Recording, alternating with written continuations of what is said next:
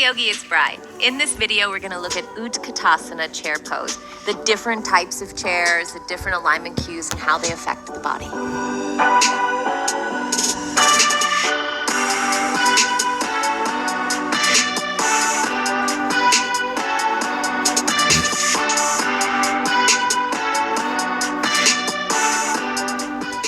Utkatasana chair, fierce, thunderbolt pose, so many different names for it, and also different ways that teachers are teaching it in terms of alignment. When I teach a pose like this, which, full disclosure, I hated this pose so much because my legs were really weak. As a yogi, I've been a yogi for 20 years, and I just focused on stretching, and my legs got really weak, and I avoided postures like this because it was painful. And I realized that obviously in yoga, the things that you avoid tend to be the things that you need most. And now that my legs are stronger, I actually really love this pose because it strengthens your quads, it strengthens your butt, which is so crucial in this day and age where big butts on Instagram sell. That's not why I do it. No, I want a strong base to the body. Now, first and foremost is a position of the feet. If I, see a student struggling with balance or somebody who's pregnant who needs a bigger foundation, feet hips distance is better for them. That said, when the feet are hips distance, the knees tend to cave in. So just make sure they understand feet hips distance, knees in line with the second toe. So let's look at that first. Let's look at the feet hips distance chair pose. Feet straight like train tracks, second toe points forward. She's going to bend her knees. You don't have to lift your arms for now, so just bend your knees. Okay, because there's space between the knees, a lot of times the knees knock in when the feet are hips distance. Go ahead and knock your knees in, which is really not that healthy for the ankles. So make sure the knees, if the feet are hips distance, track over the second toe.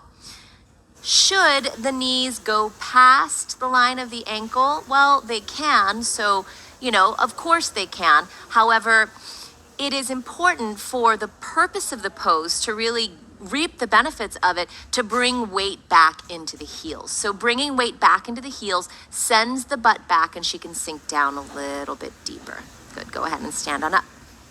Now, if the feet are together, much like in my Tadasana mountain pose tutorial, big toes touching, a little bit of space between the heels.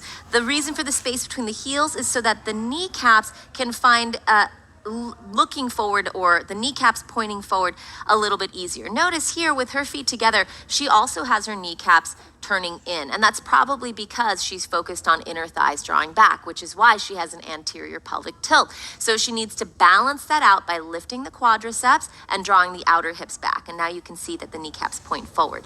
Then she begins to bend her knees. And what I like to say is bend your knees until you can tap the ground with the fingertips. That forces my students to get nice and low. Then inhale, reach the arms up towards the sky. We'll get into it. Okay, so shifting weight back into the heels is a great way to challenge your students. I'll always say that, shift the weight back into the heels. Instead of saying tuck the tailbone or whatever it may be, I say draw the navel in. Now from here, just depending on what you're working on, you can ask your students to, if you're working on more back bending, to really lift their chest and move the arm bones back. If it's more about hollow body core work, then they can look down and draw the ribs and the navel in.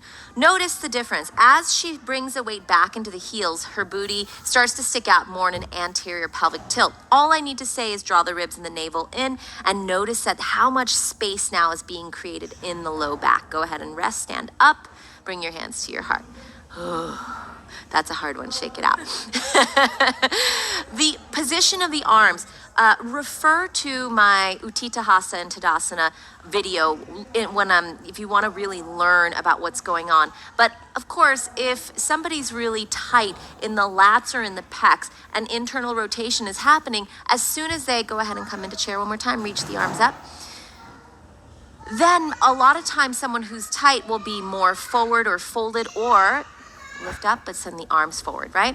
And when you start to ask them to bring their arm bones back in space, then the ribs jut out. So in my opinion, help asking them to find that middle ground. The ribs draw in, the navel draws in, but the arm bones stay in external rotation as they firm in towards the spine. Go ahead and stand up. She's graciously smiling. In her mind, she's like, why am I holding this? Now, in my opinion, this type of chair or Utkatasana is the most effective. The one where, they bend their knees as deep as they can go. They send the weight back into the heels. Whether or not the knees are right over the line of the ankle doesn't really matter, just as long as they're not too far forward. Now we're getting to that. There's a type of chair that I see taught quite a lot that looks more like this. Go ahead and take it. And is this hurting the body? That's the only thing I ask. When I teach my trainings and students ask me, should I do chair like this? Ask yourself, does it hurt your body? 1. 2, what does it do for the body? And if the knees can anatomically go past the ankles, then that's fine. But will it hurt you? Maybe if you have knee injuries or if you have foot or ankle injuries, this might not be the healthiest for you. But personally, I really don't see much of a purpose for the pose. You're just kind of creating a shape and lifting the arms up. Go ahead and stand on up. So if, as a teacher, you want each posture to have a purpose to it, teach the other one. What else is there? There's also the one, go ahead and bend your knees and take your arms forward a little bit less. Right about here. I've seen this one taught as well, and honestly, I don't think there's anything wrong with it because she's still using the quads, the outer hips are drawing in and working. This variation with the arms slightly more forward works really well for students who are a bit tighter. Go ahead and stand on up. Okay, so a little recap. Feet hips distance or feet together, big toes touching, a little space between the heels.